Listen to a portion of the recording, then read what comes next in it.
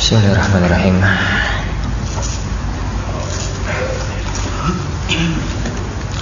Assalamualaikum warahmatullahi wabarakatuh. Alhamdulillahirabbil alamin, wassalatu wassalamu ala asyrafil anbiya'i wal mursalin nabiyyina Muhammadin wa ala alihi wa ashabihi man sara ala nahjihi ila yaumiddin. Asyhadu an la ilaha illallah wahdahu la syarikalah wa asyhadu anna Muhammadan abduhu wa rasuluh. Allahumma salli wa sallim wa barik ala abdika wa rasulika Muhammad wa ala alihi wa ashabihi wa man sara ala nahjihi ila yaumiddin, amma ba'd. Jamaah kaum muslimin, jamaah kaum muslimah, akhwani wa akhwati, azani Allah wa iyyakum. Alhamdulillah, di malam yang berbarokah ini kita diberi taufik oleh Allah Subhanahu wa taala untuk kembali melanjutkan kajian kita mempelajari kitab Lum'ah al-I'tiqad oleh Al-Imam Ibnu Qudamah rahimahullahu taala, yang berisi tentang pokok-pokok ajaran akidah Ahlus Sunnati wal Jamaah. Pembahasan kita yang terakhir adalah tentang masalah perintah Rasulullah SAW kepada kita untuk memegang teguh sunnah beliau dan larangan untuk membuat perkara yang baru dalam agama.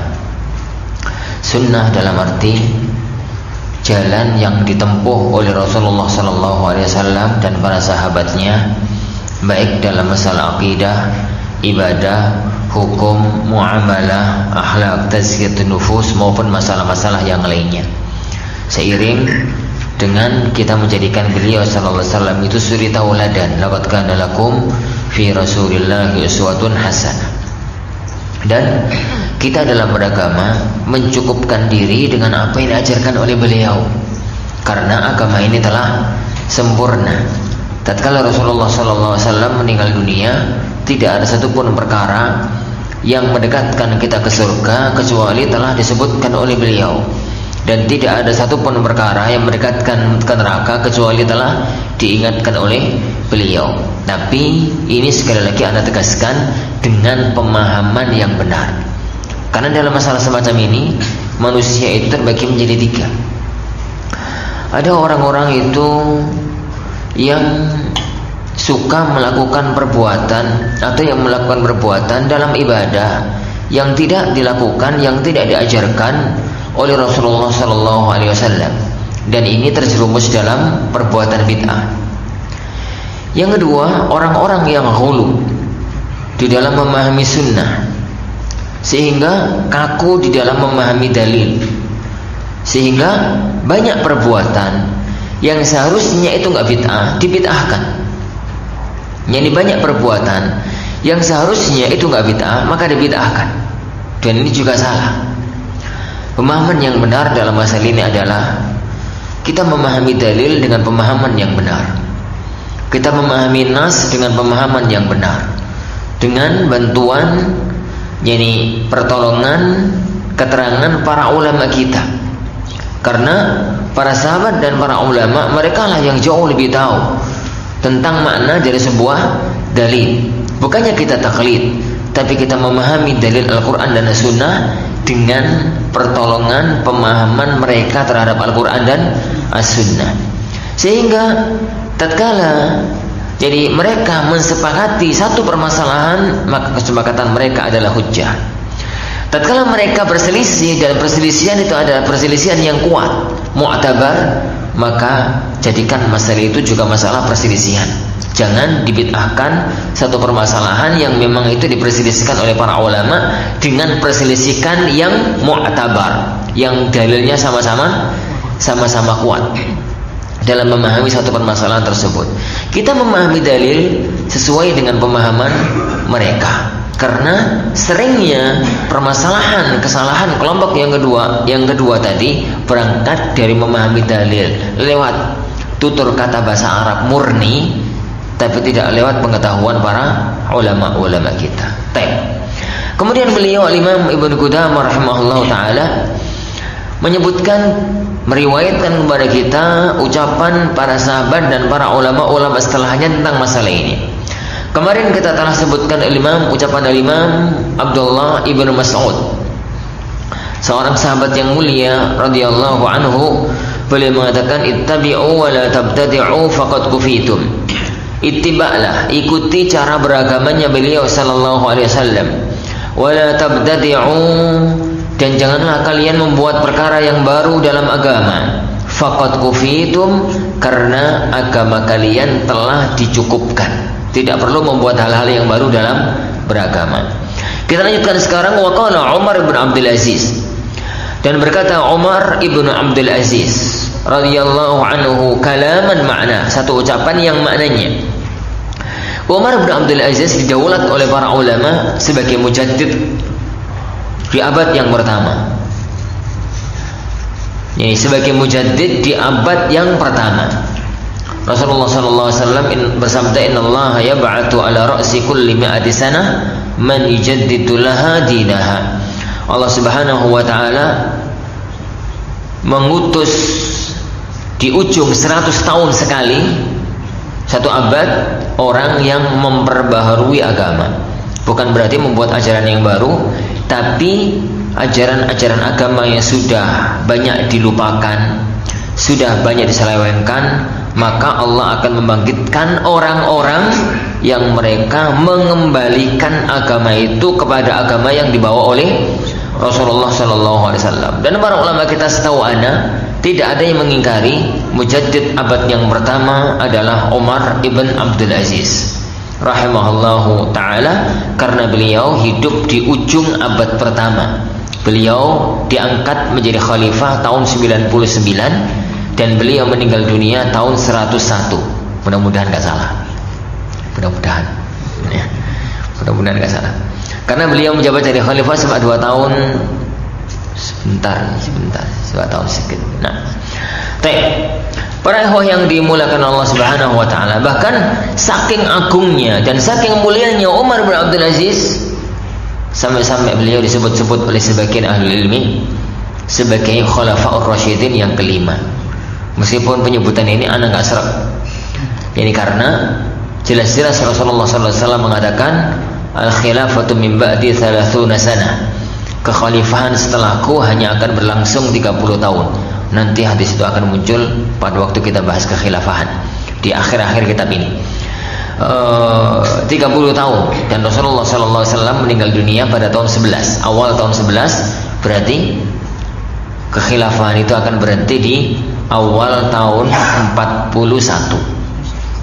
Dan yang meninggal dunia di awal tahun 41 itu Hasan ibnu Ali. Maka kalau ada disebut khalifah yang kelima bukan Umar, tapi Hasan ibnu Ali radhiyallahu an jami' ashabi Rasulillah. Nah, tapi yang penting Umar bin Abdul Aziz adalah seorang imam agung, khalifah agung, orang yang sangat mulia dan mujaddid abad yang pertama. Beliau rahimahullahu taala mengatakan, kif haitsu waqafal qaum. Berhentilah di mana kaum itu berhenti. Kaum itu siapa dimaksud? Kalau seorang tabi'in ngomong kaum berarti sahabat. Maksudnya berhentilah dalam beragama di mana para sahabat berhenti di situ. Lakukan yang dilakukan oleh mereka. Kalau mereka nggak lakukan, wes tidak usah lakukan. Itu maknanya kif. Fa innahum ala ilmin waqafu. Karena mereka berhenti bukan karena kebodohan, tapi karena ilmu. Mereka melakukan agama itu aja, nggak nambah-nambahin, nggak membuat hal-hal yang baru, bukan karena mereka nggak tahu, tapi karena pengetahuan mereka yang sempurna kepada Islam menjadikan mereka itu tidak mengamalkan kecuali itu aja. Wa bi basarin nafidhin kaffu, dan dengan pandangan yang tajam mereka menahan diri. Wa hum ala kashfiha kanu aqwa, mereka itu kalau mau membongkar masalah agama, mengungkap masalah agama, mereka jauh lebih kuat, lebih mampu. Wabil fadli law kana fiha ahra, dan seandainya dalam perbuatan itu ada fadl, ada keutamaan, maka mereka lebih layak untuk mengetahuinya.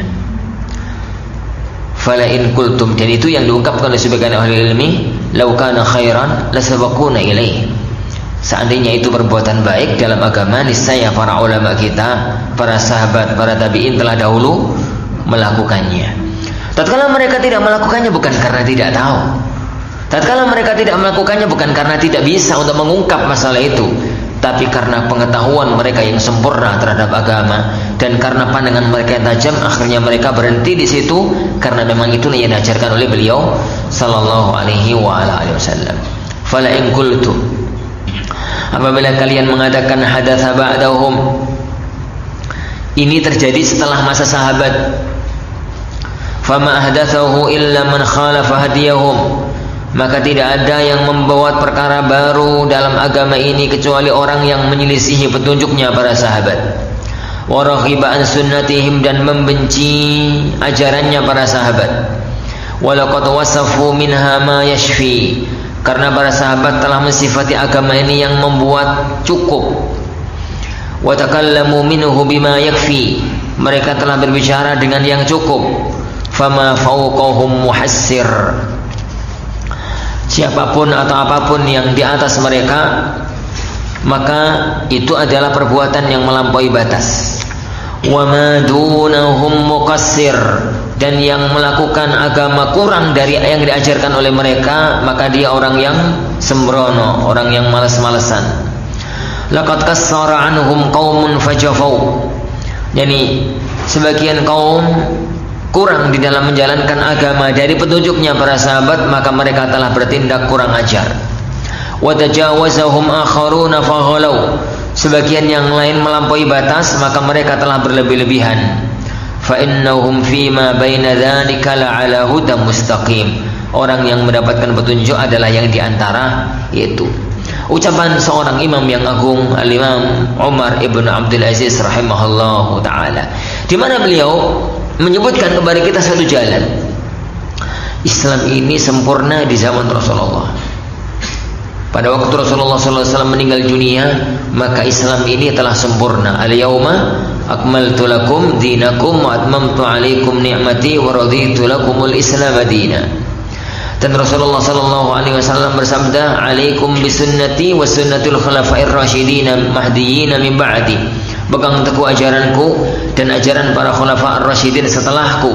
Addu 'alaiha bin nawajid, pegang dengan gigi geraham yang kuat. Wa iyyakum wa muhdatsatil umur, hati-hati kalian dengan perkara yang baru dalam masalah agama. Lah, setelah Rasulullah SAW meninggal dunia, agama ini adalah dalam kondisi sempurna, difahami oleh para sahabat dengan kondisi sempurna, maka mereka mengamalkan agama dalam kondisi sempurna tersebut. Umar bin Abdul Aziz tidak mengetahui zaman Rasulullah. Beliau itu hanya mendapati zaman sahabat. Jadi beliau itu di zaman tabi'in. Beliau itu hanya mendapati zaman sahabat dan tidak mendapati zaman Rasulullah sallallahu alaihi wasallam. Akhirnya beliau mengatakan, agama itu adalah yang diamalkan oleh para sahabat. Agama itu yang diamalkan oleh para sahabat, karena mereka mewarisi agama itu dari Rasulullah sallallahu alaihi wasallam. Jangan lebihi, jangan kurangi. Jadi beragama melebihi cara beragama mereka itu adalah tindakan hulu, melampaui batas. Dan Rasulullah memperingatkan kita dari tindakan melampaui batas.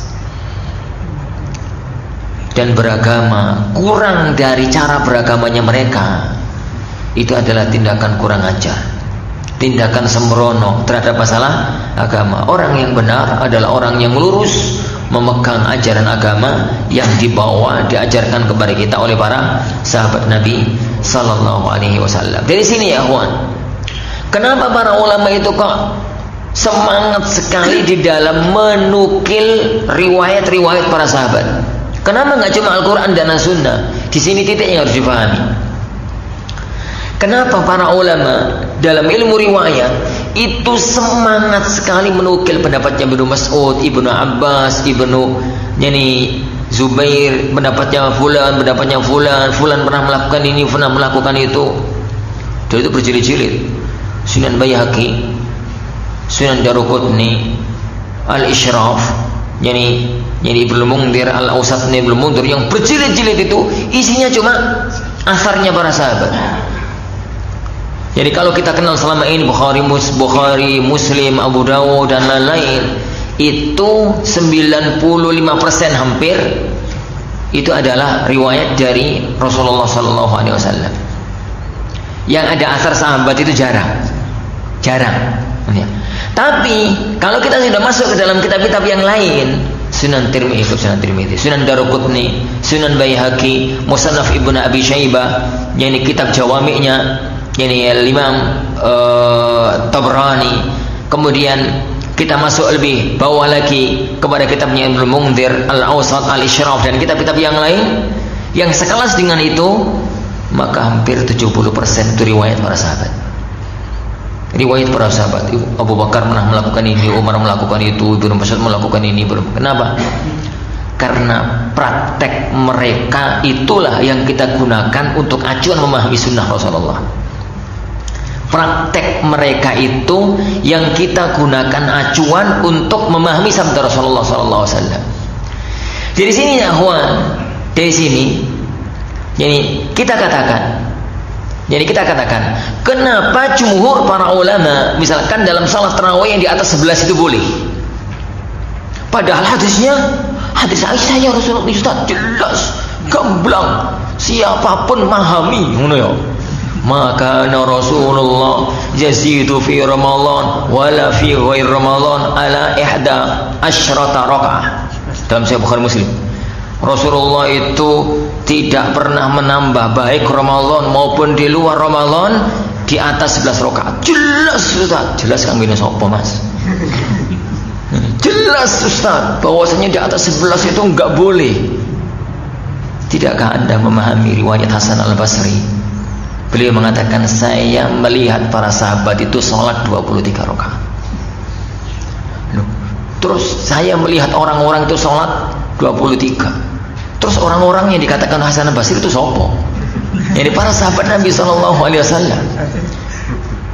Dan itu yang kemudian dijadikan landasan oleh para ulama jumhur ahlul ilmi, sampai orang sekelas Ibnu Taimiyah, Ibnu Qayyim, Syaukani dan para ulama-ulama yang lain di antara kita zaman sekarang adalah Syekh bin Baz dan yang lainnya mengatakan bahwa salat malam itu gak terbatas. Mau 11 monggo, mau 21, mau 36, mau 71, mau 100, ini 3 dan selanjutnya. Yang penting witir ditutup dengan witir. Dan itu madhab jumhur ahli ilmi.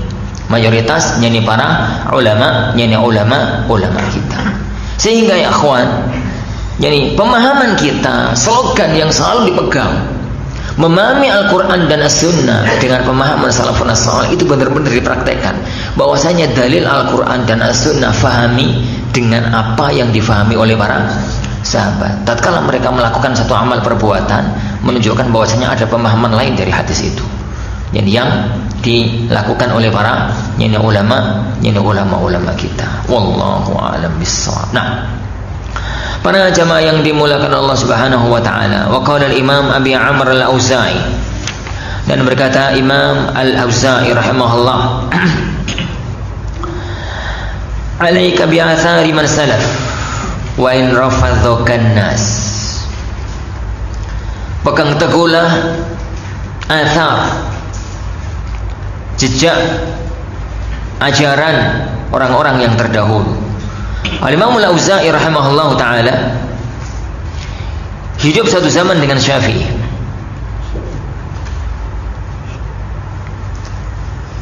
Semoga gak salah.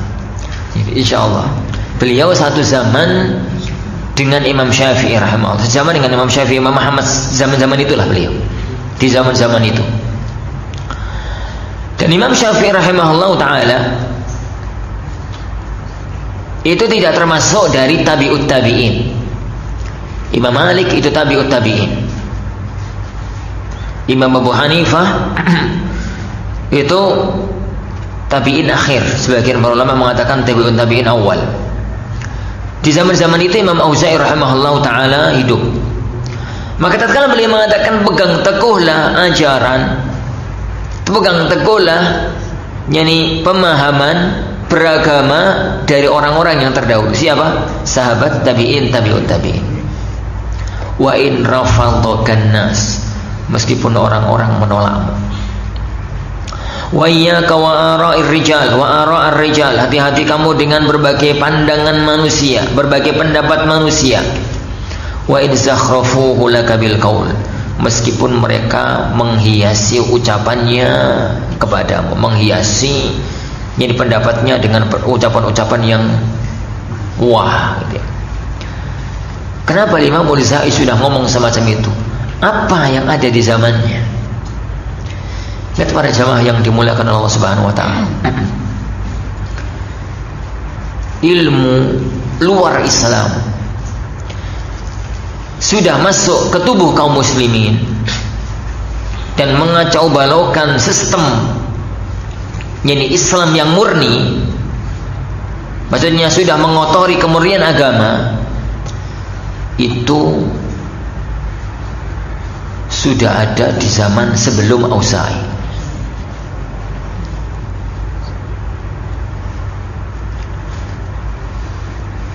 Dalam bahasa kita, ilmu falsafat Yunani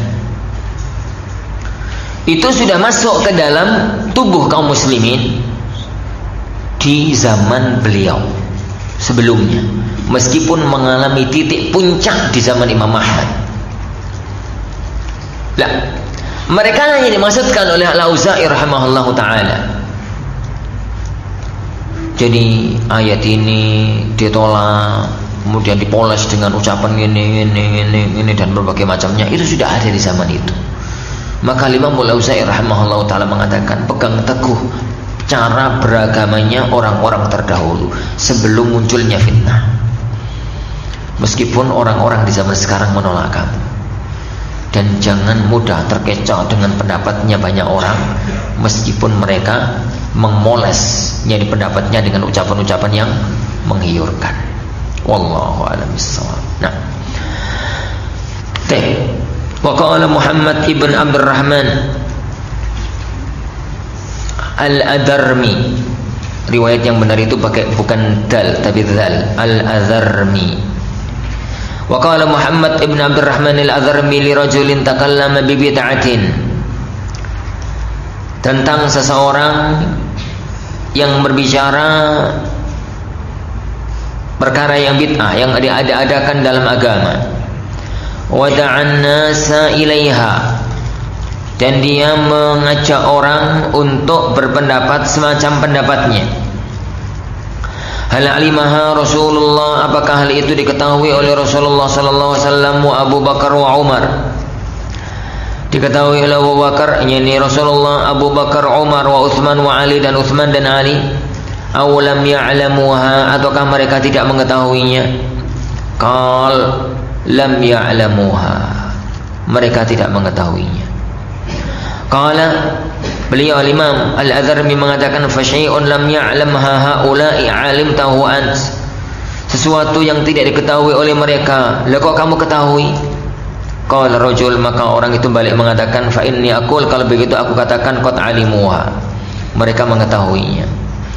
Qal aw afa wasi'ahum alla yatakallamu bihi, yani apakah mereka itu mampu, bisa longgar untuk tidak membicarakannya, wala yad'un nasa ilaihi, dan tidak menyeru orang untuk mengatakannya, berpendapat dengannya. Am lam yasauhum, atau mereka tidak mampu melakukan itu.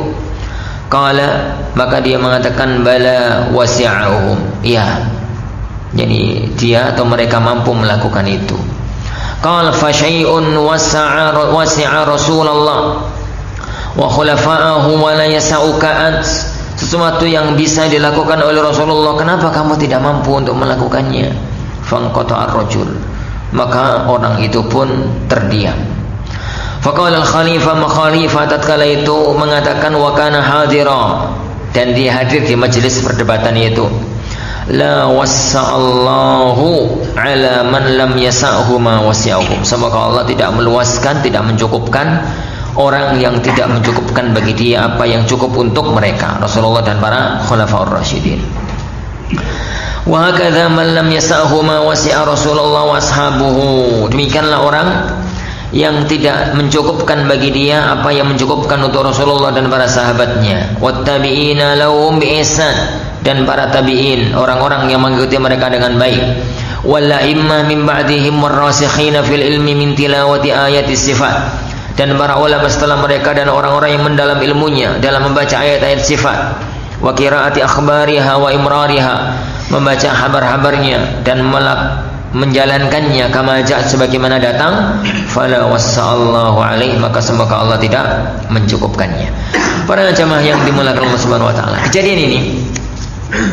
kejadian ini lengkapnya terjadi di zaman-zaman puncak fitnah khalqul Quran. Jadi Al-Imam Al-Adharmi, Abu Abdurrahman Abdullah ibnu Muhammad Al-Adharmi, yani beliau Muhammad ibn Abdurrahman Al-Adharmi, wallahu a'lam. Beliau itu salah satu dari imam-imam ahlu sunnah, imam-imam ahlu sunnah.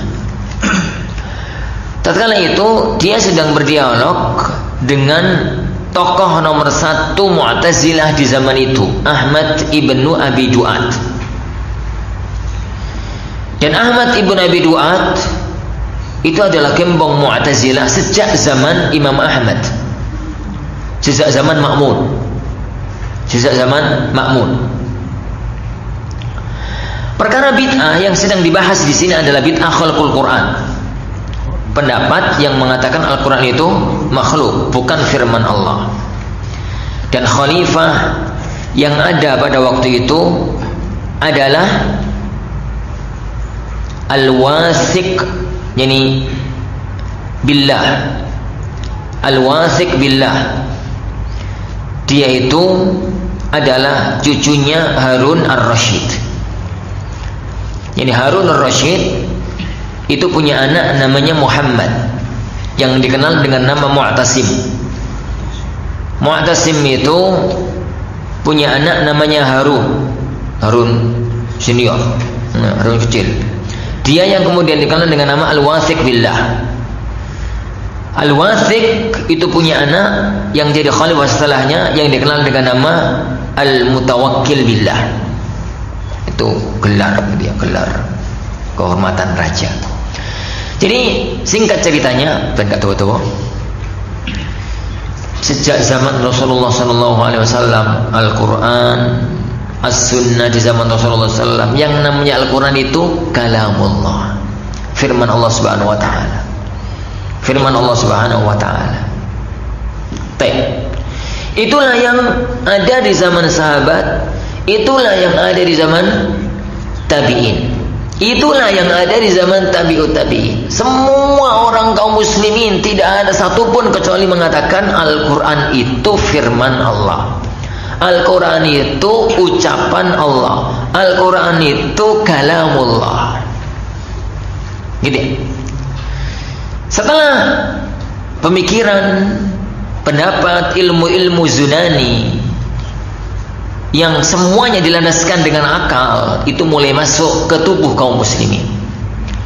Berawal ya akhwan, berawal dari kemajuan pesat dunia yang dialami oleh negeri kaum muslimin di zaman itu.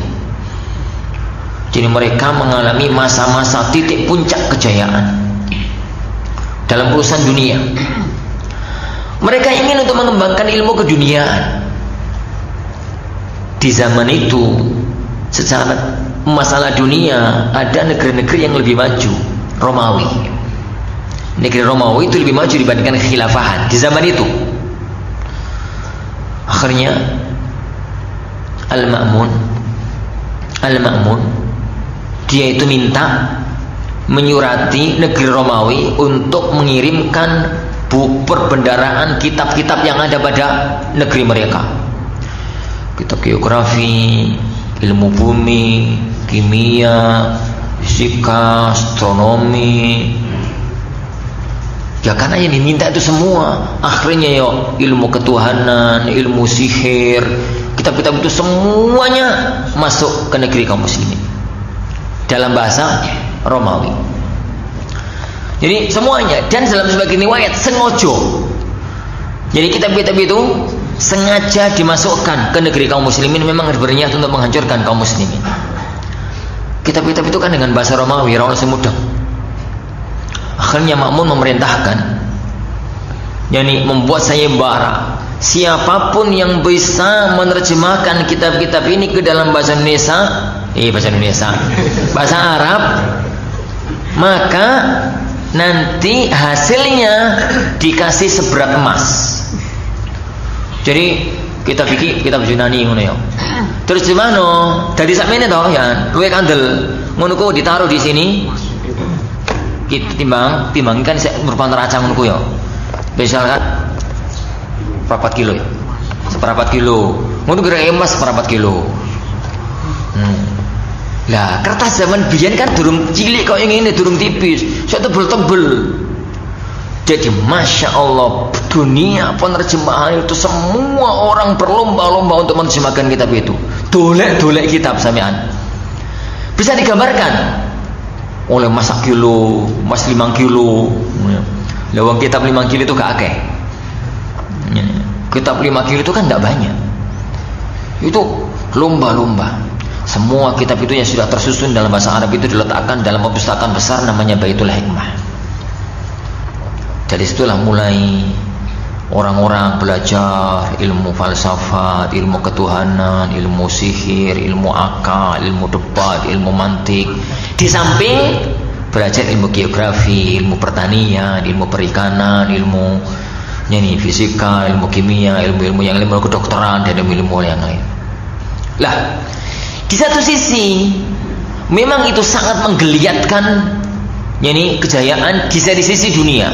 Mulailah muncul dokter-dokter kayak Ibnu Sina, mulai muncul para kimia, muncul mereka itu. Tapi di satu sisi ilmu-ilmu itu semacam itu. Oleh karena itu, kenapa sih para ulama itu rata-rata kalau bahas tokoh-tokoh dunia itu mesti mencela? Yo karena belajar ini, belajar itu. Ibnu Sina itu tokoh kenamaan di dunia kedokteran muslim, tapi dia adalah tukang sihir,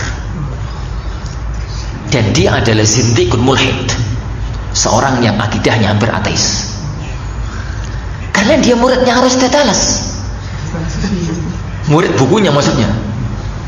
Di satu sisi dia itu mempelajari kedokterannya, tapi di satu sisi dia juga mempelajari ilmu ketuhanannya. Dan ilmu ketuhanan Aristoteles kan ilmu berhala, ilmu Yunani. Yang ono yo zodiak, ilmu-ilmu Yunani lah antum tahu lah. Ini berhala dewain zaman apa? Dewa Zeus, dewa opo? Aku ya dapat kenal aku ya. Dewa Zeus ya. Itu yang difahami, yang dipelajari oleh Ibnu Sina dan konco-koncoi. Di satu sisi memang dia juga mempelajari geografi, kedokteran, ini itu. Orang-orang sekelas Al-Farabi, orang-orang yang mereka semuanya lah itu hampir nggak ada yang selamat.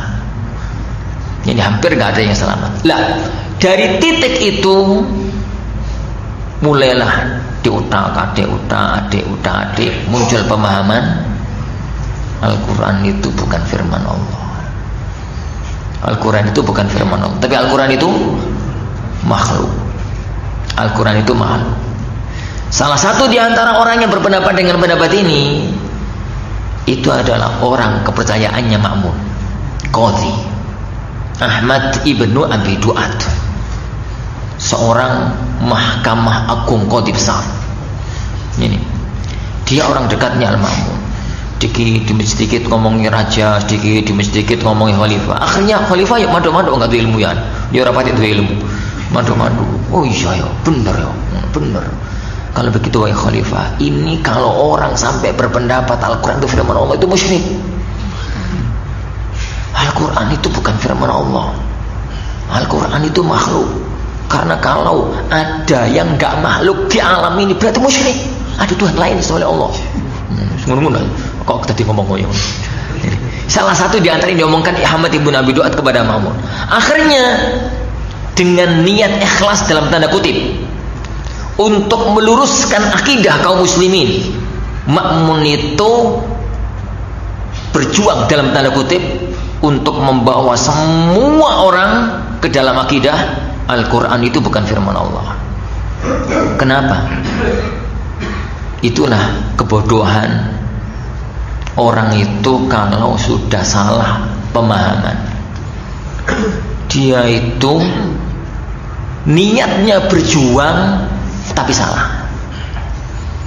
Itu yang dilakukan oleh Ma'mun. Jadi Ma'mun itu bukan penjahat ya kawan. Itu jangan salah memahami sejarah. Ma'mun itu orang yang sebenarnya kepingin berbuat baik. Dialah yang pernah menghancurkan Khawarij. Dialah pejuang yang pernah menghantam Romawi, tapi gak jadi. Jadi maksudnya gak sampai gitu ya. Dialah pejuang dengan berbagai macam sisi. Dialah orang yang itu.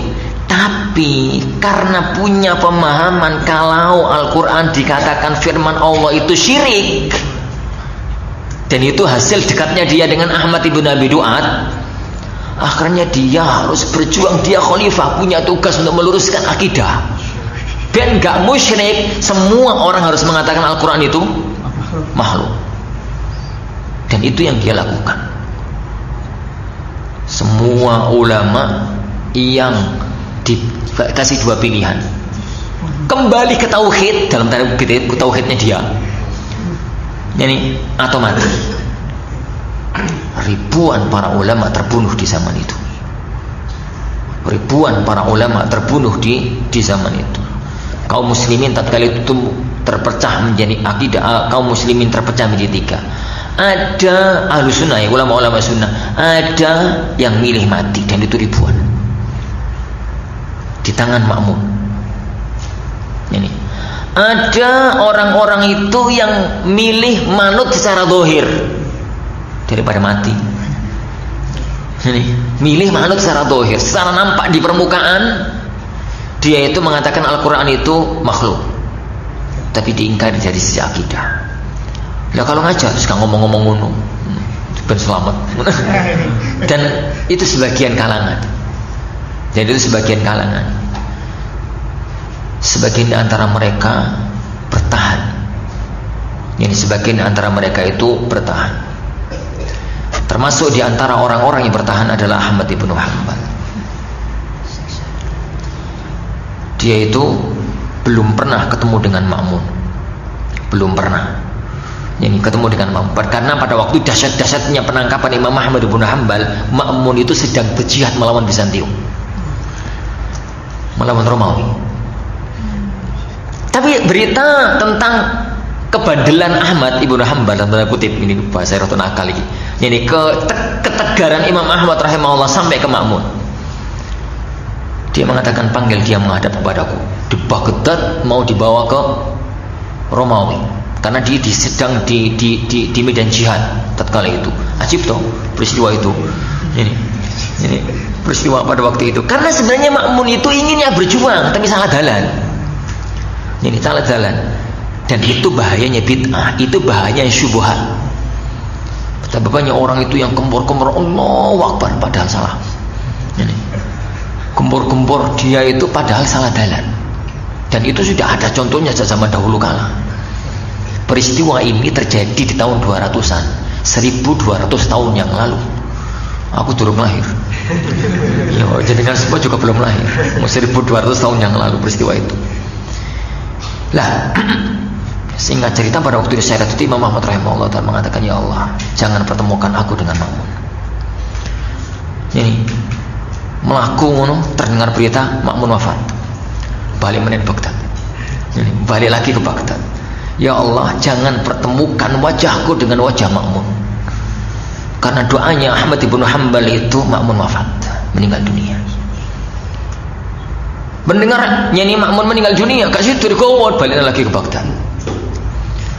Kerajaan diteruskan oleh putranya Mutawakkil, mewarisi keyakinan orang tuanya. Karena qadhinya tetap Ahmad ibn Abi Duat. Qadhinya tetap Ahmad ibn Abi Duat. Imam Ahmad di penjara, lama di penjara, disiksa dan macam-macamnya. Anda nggak mau menyebutkan peristiwa itu karena panjang. Keyakinan itu sampai Mutawakkil meninggal dunia, diteruskan keyakinan itu oleh anaknya Al-Wathiq billah. Ini Al-Wathiq billah. Ini kalau Mutawakkil seperti yang Anda sebutkan, Mu'tasimnya. Iya. Namanya mirip-mirip sih mereka itu. Saya belok kamus. Mu'tasim. Anaknya Al-Ma'mun itu Mu'tasim. Kita Mu'tasim sangat dikenal. Dia itu sangat memusuhi ulama Ahlussunnah di sisi ini, tapi dia punya sejarah cemerlang.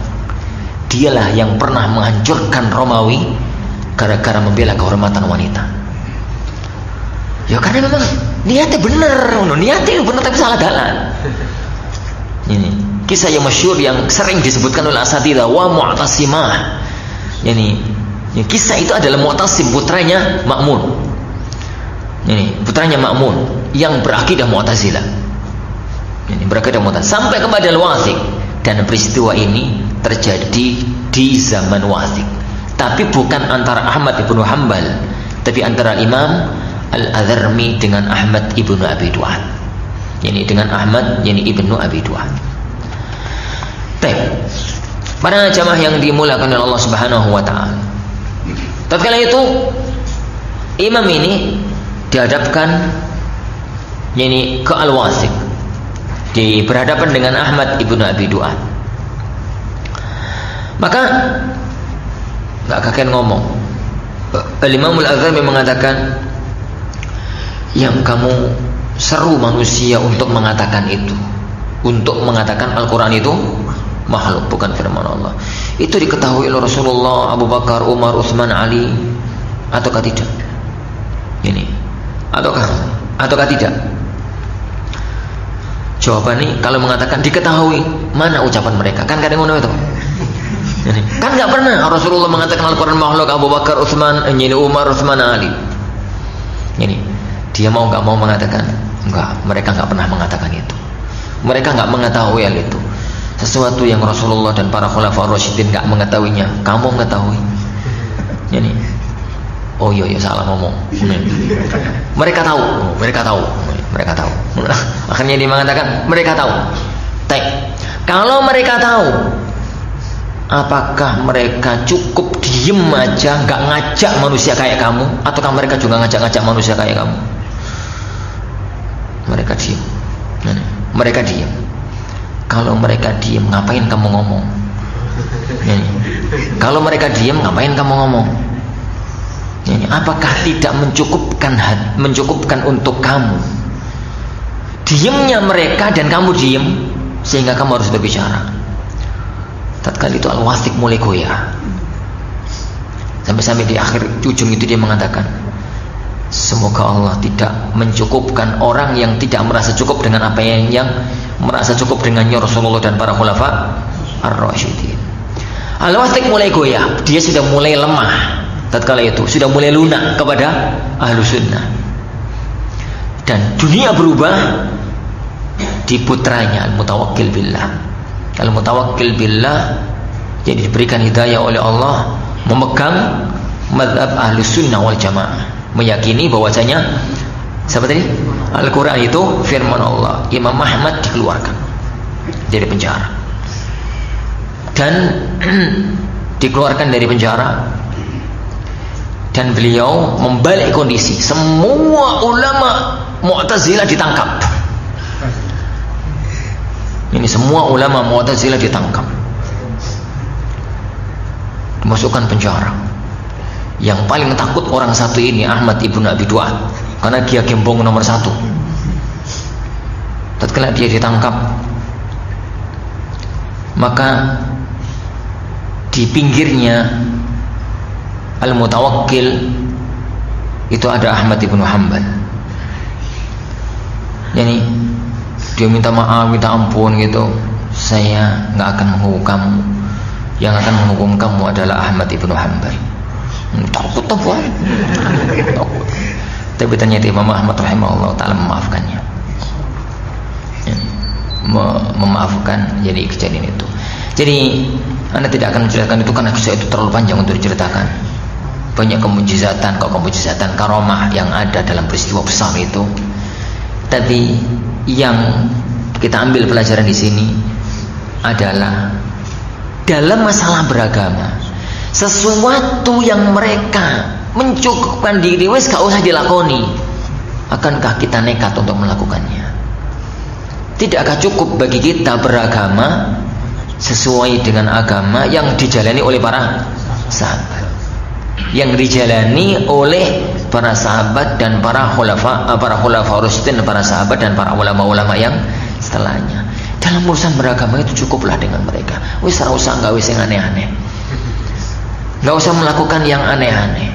Kalau mereka lakukan, lakukanlah. Kalau mereka tidak melakukan, tinggalkanlah. Cukup. Inovasi itu dalam urusan dunia. Kreasi dan inovasi itu dalam urusan dunia. Jangan dalam urusan agama. Karena dalam urusan agama itu patokannya adalah ittabi'u wala tabtadi'u. Ikuti, jangan membuat perkara bid'ah, tapi ikuti awan. Yang Anda maksudkan itu adalah titik agamanya, bukan sesuatu yang di luar titik agama tapi berkaitan dengan agama. Contoh ya akhwan, berangkat haji, amaliyah haji, yang agama itu manasiknya. Berangkat dari mikot, pakai pakaian ihram, mengatakan labbaik Allahumma hajjan, kemudian labbaik Allahumma labbaik, terus gitu sampai ya Ka'bah, tawaf itu ping pitu, ngono ya. Kemudian ke sofa, kemudian ini. Itu amaliyah haji, itu yang agama. Adapun budal numpak apa, itu urusan dunia. Silahkan inovasi dan kreasi. Mau nyelam kayak, mau miber, ini mau melaku, mau sepedaan, ya monggo. Ini itu masuk dalam urusan dunia. Silahkan berkreasi. Ini misalkan gitu ya. Ini pakaian. Kalau dulu pakai zaman Rasulullah itu ihramnya itu kain tipis, ngono saiki paine ben tebel anget, ngono. Monggo silahkan inovasi dan kreasi. Ini ben ora ilang ditulisi di belakangnya Jamaah Haji Indonesia, yes, ngono ya. Monggo. Itu urusan kreasi dan inovasi. Ini. Jangan kemudian Anda katakan tadi akhwan hulu dalam titik ini. Sing kok apa-apa gitu jadi kok oleh. Menuntut ilmu. Yang agama itu ilmu yang dipelajari. Caranya itu urusan dunia. Silahkan kreasi dan inovasi.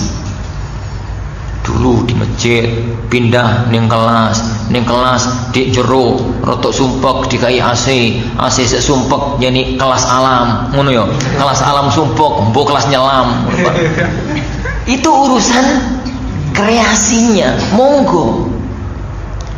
Jihad yang agama itu perangnya, adapun caranya. Dulu, yani sekarang ono jenderal, ono legend, ono ini, bid'ah, ya jangan bid'ah, itu urusan dunianya. Dulu pakai apa itu panah, yani kalau begitu pakai rudal raoleh, ngono yo. Kata siapa? Jadi semua itu urusan itu, dan ini tolong difahami ya akhwan. Titik ini yang sering jadi masalah. Jadi tidak mampu memisahkan titik agama dengan titik yang lain. Mana yang itu adalah bagian dari agama, mana yang itu. Satu sisi sebagian kaum muslimin kreasi sampai masalah agamanya, sampai ono sholawat koplo, kreasi katanya. Engko ono sholat ngopo meneh, sampai ono maca Quran lagu langgam Jawa, kreasi, kebablasan di dalam berkreasi.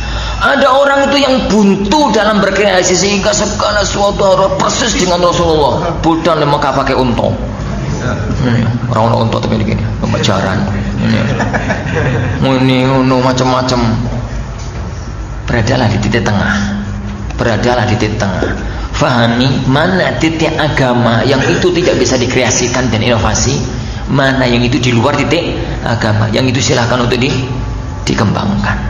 Silakan ini untuk dikembangkan masalah-masalah yang yang semacam itu. Wallahu jami'an a'lam bissawab. Insyaallah subhanahu wa ta'ala ini yang kita pelajari pada pertemuan kita kali ini. Insyaallah subhanahu wa ta'ala kita lanjutkan pertemuan berikutnya biidznillah subhanahu wa ta'ala pada hal-hal yang berkaitan dengan contoh-contoh kasus dalam masalah al-asma wa sifat insyaallah. Kita akhiri. Subhanakallahumma bihamdik asyhadu an la ilaha illa anta astaghfiruka wa atubu ilaik. Sallallahu wasallam wa baraka nabi Muhammad. Assalamualaikum warahmatullahi wabarakatuh.